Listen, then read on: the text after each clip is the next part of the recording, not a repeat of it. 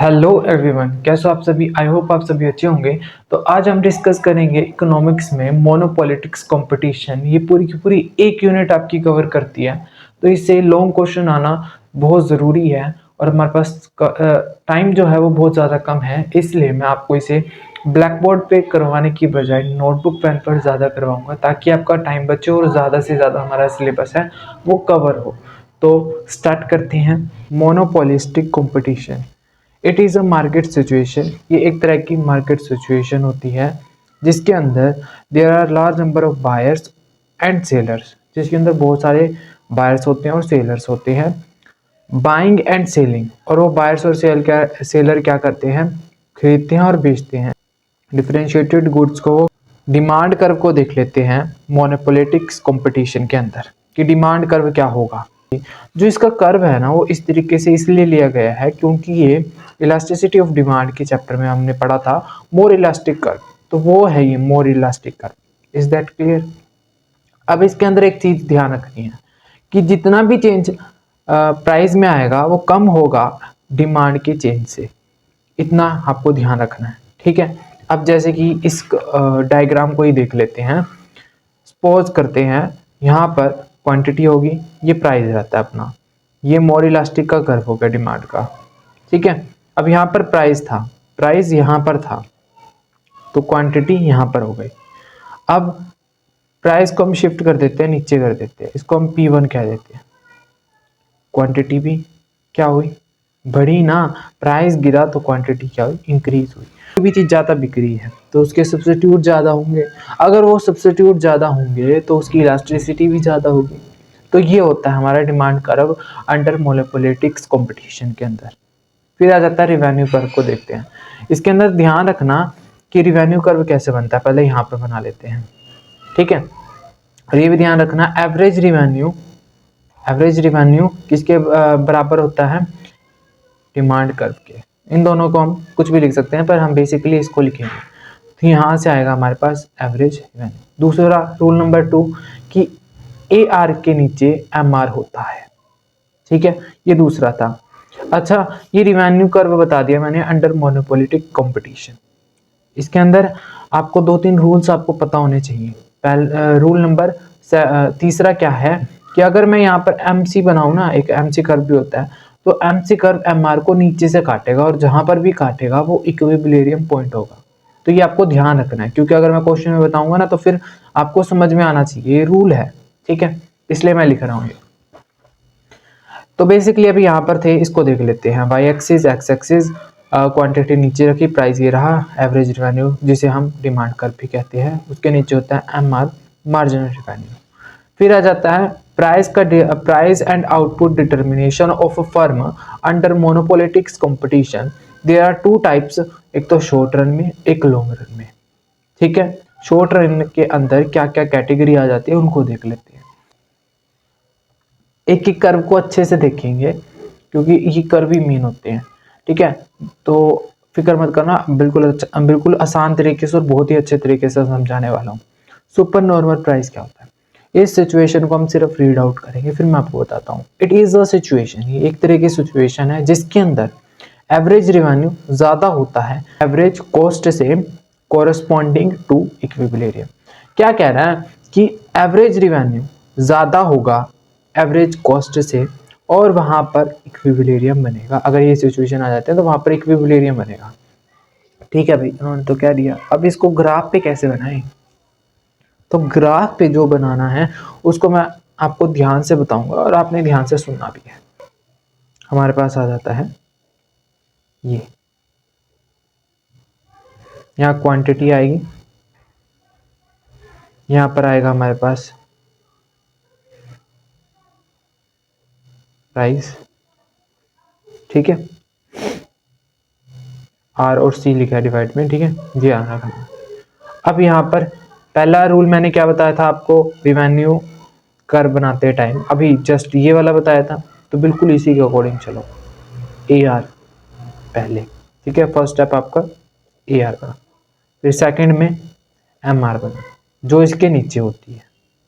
साथ साथ लिखना ताकि आपको ध्यान रहे कि ये कर्व, ये लाइन इसकी थी, ये लाइन इसकी थी। फिर उसके बाद मैंने क्या कहा था, MC, ठीक है। MC का क्या रोल होता है, क्या रूल होते हैं MC के। MC हमेशा जब भी होगा ना, तीसरी लाइन हमने MC लगाई है, और MC का रूल हमेशा ये कहता है कि MC MR को नीचे से काटेगी। तो ये MC लाइन है, तो MR को नीचे से काटेगी, और जो पॉइंट काटेगी ना वहां पर वो क्या बनेगा, इक्विलिब्रियम पॉइंट बनेगा। ये मैंने आपको ऊपर भी बताया था, यहाँ पर भी बता दिया। इसको हम ऊपर तक मैच कर देते हैं, ठीक है। यहाँ पर पहुंच गया। अब उसके बाद हम एक और लेके आते हैं लाइन, और वो मैं थोड़ा पेन चेंज कर लेता हूँ।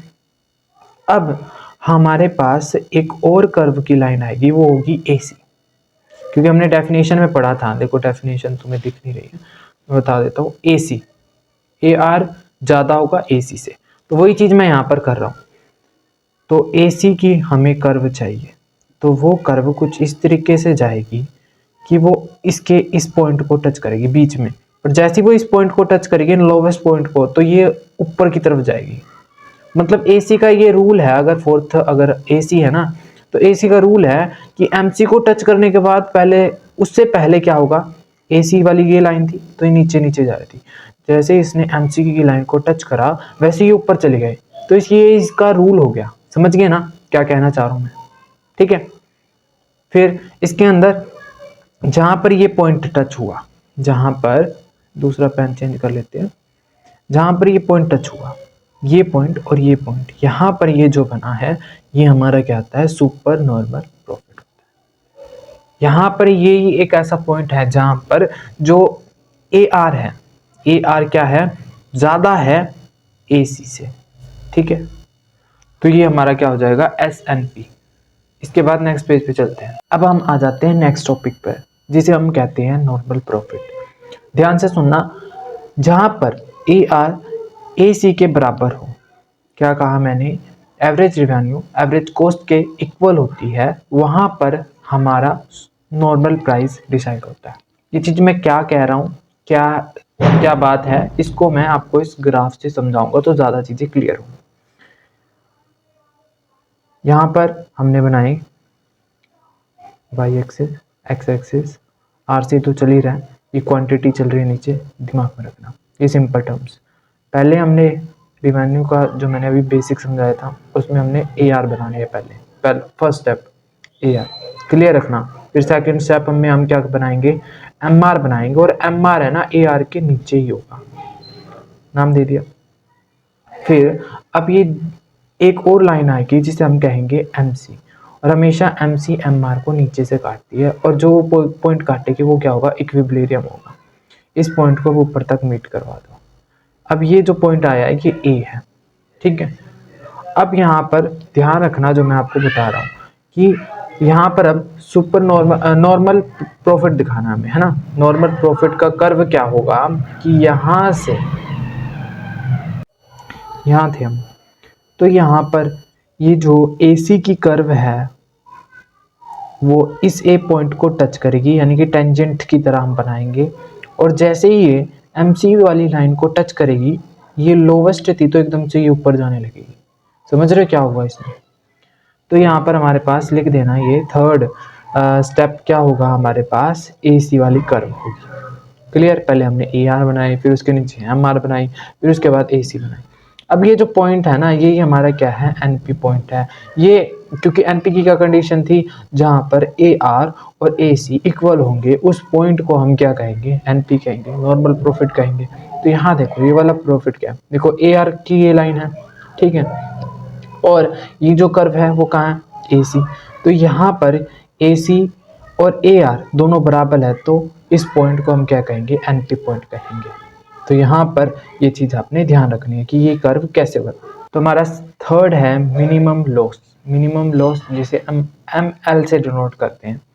इस स्टेटमेंट को पढ़ने की आपको कोई ज़रूरत नहीं है, बस आपने ये इस चीज़ पर ध्यान रखना है, वही चीज़ मैंने यहाँ लिख रखी है। तो ये देखो कि AR छोटा होना चाहिए और AC बड़ा होना चाहिए, वहाँ पर इक्विलिब्रियम बनेगा, ठीक है। अब इसके लिए पहले तो नॉर्मल बातें हैं वो बना लेते हैं, जैसे कि ये क्वांटिटी होगी नीचे, ये R और C तो चल ही रहा है। अब उसके बाद फर्स्ट स्टेप क्या है हमारा, AR, वेरी गुड। फिर सेकंड हमने क्या बनाना है, उसी के नीचे MR, ठीक है। फर्स्ट AR, फिर सेकंड MR। ये मत बनाना, ये तो मैं तुम्हें समझाने के लिए, याद कराने के लिए कि भाई इसके बाद ये स्टेप है, इसके बाद ये है, ठीक है। फिर ये 2 स्टेप हो गए। उसके बाद हम क्या बनाते थे, एमसी बनाते हैं। एमसी की क्या कंडीशन है, एमसी एमआर को नीचे से काटेगी और जहां से वो काटेगी वो उसका ई होगा, इक्विलिब्रियम होगा। तो ये हमारी एमसी हो गई, ठीक है, क्लियर इतना। अब इसी को हम ऊपर तक मैच करते हैं, ये पॉइंट बन गया एक पॉइंट, इसको हम यहाँ पर मीट करा देते हैं, ठीक है, ये हमारा ए पॉइंट मान लो। फिर जो हमारी एसी की लाइन होगी, वो एसी की भी एक बात होती है कि एसी तब तक नीचे नीचे नीचे जाएगी जब तक उसे एमसी की लाइन नहीं मिल जाती। जैसे ही एमसी की लाइन को टच करेगी तो ये ऊपर बढ़ने लगेगी, थोड़ा वाइब्रेट हो गया, ठीक है, तो ये ऊपर बढ़ने लगेगी, ये होगा। तो अब क्या करना है तुम्हें कि इसको ऊपर तक मिलाओ, ये पॉइंट जो आया वो बी है, और इसे तुम इसको इस तरीके से मिलाओ, ठीक है, और ये सी हो गया, इसे के नाम देना, के नाम दे दो। अब यहाँ पर देखो, हमने क्या प्रूव करना था कि ए बी कम होगी ए सी से। क्या ये वही नहीं हो रहा कि ए आर कम है किससे, ए सी से, क्योंकि ये तो ऊपर जा रही है ना। इस वजह से जैसा आप लिखोगे वैसे ही आपको ग्राफ रिप्रेजेंट करना होगा, समझे इस चीज़ को। तो इसके स्टेप्स को आपने ध्यान रखना है कि थर्ड में हमने क्या बनाया, ए सी बनाया, पर इस पर ध्यान रखना है कि ये जो बनाओगे वो इस लाइन के ऊपर टच नहीं होनी चाहिए। अगर इस लाइन पे टच होगी तो फिर नॉर्मल प्राइस वाली कंडीशन आ जाएगी, नॉर्मल प्रॉफिट की कंडीशन आ जाएगी। तो इसे ऊपर बनाना, ठीक है। इसमें 2-4 बातें रिमाइंड रखनी पड़ती है और कुछ भी नहीं है। फिर इसके बाद तुम एक्सप्लेनेशन कर देना, मुझे पता है तुम अच्छे से कर दोगे। फिर हम आते हैं फोर्थ पे, शट डाउन पॉइंट कहते हैं इसको, SDP। ये हम शॉर्ट रन के ही कैटेगरी में फोर्थ पॉइंट समझ रहे हैं। इसके अंदर क्या होता है कि एवरेज रेवेन्यू किसके इक्वल होती है, एवरेज वेरिएबल कॉस्ट के इक्वल होती है। अब एवरेज वेरिएबल कॉस्ट की कंडीशन भी बता देंगे तुम्हें, पर पहले जैसा हम करते आए हैं first step, second step, third step तक, तो वो सारा चीज़ें सेम ही रहेंगी। जैसे कि फर्स्ट स्टेप में हम क्या करते थे, AR बनाते थे, फिर सेकंड में हाँ MR बनाते थे, ठीक है, फर्स्ट में AR, सेकंड में MR, ये बना दिया। उसके बाद हमने क्या करना है कि अब थर्ड में MC बनाएंगे। MC क्या होती है, MC MR को नीचे से काटते, जहाँ काटेगी वो इक्विलिब्रियम होगा। तो ये हमारी MC भी आ गई। इस पॉइंट को ऊपर तक डिनोट कर दिया करो, ठीक है। ये हमारा A पॉइंट हो गया। ये POQ इसका मतलब होता है प्राइस, और इक्विलिब्रियम को हम इससे डिनोट करते हैं, ठीक है, ये साइन होता है। उसके बाद अब तुमने क्या ध्यान रखना है कि उसके बाद आपने बनाना है AC कर्व। AC के लिए हम थोड़ा रेड पेन ले लेते हैं। फिर AC जैसे इसको छुएगी वैसे ही ये ऊपर जाएगी, नीचे आ रही थी वैसे ये ऊपर चली जाती, ये भी हमने अभी पढ़ा था। तो फोर्थ स्टेप में हमने क्या करा है, हमने AC बनाई, क्लियर। अब हम बनाते हैं ABC, क्योंकि हमें AR को इक्वल प्रूव करना है ABC के। तो वो कुछ इस तरीके से बनेगी कि टेंजेंट बनाएंगे हम, और टेंजेंट क्या होती है, कर्व को एक पॉइंट पर टच करके निकलती है, और जैसे ही MC को टच करेगी ना यहाँ पर, तो ये भी ऊपर की तरफ जाएगी, ठीक है, ABC। तो ये हमारी कौन सी कर्व होगी, एवरेज वेरिएबल कॉस्ट होगी, ठीक है। अब यहाँ पर ये जो पॉइंट आए, उनके अंदर से ये जो पॉइंट है, यही हमारा क्या है, SDP। क्या पॉइंट है, SDP पॉइंट, ये है वो A पॉइंट। क्लियर हुआ, सिंपल सी बात है। पहले AR बनाना, फिर MR बनाना, फिर MC MR को नीचे से काटेगी, जहाँ से काटेगी वो इक्विलिब्रियम होगा। फिर AC बनाना, AC हमने अभी बनाना सीख लिया इससे पहले वाले में, ठीक है। इसमें भी था AC, इसमें बिल्कुल टच करके जा रहा था, वहाँ पर NPR था। इसमें हमने ऊपर कर दिया, तो फिर जहाँ पर इसको टच करवाया ऊपर की तरफ से, तो ये एरिया आया, वो हमारा क्या हो गया, वो हमारा एरिया हो गया ML। तो इसको यहाँ पर लिख भी सकते हो, तो ये हमारा क्या है, ML एरिया है।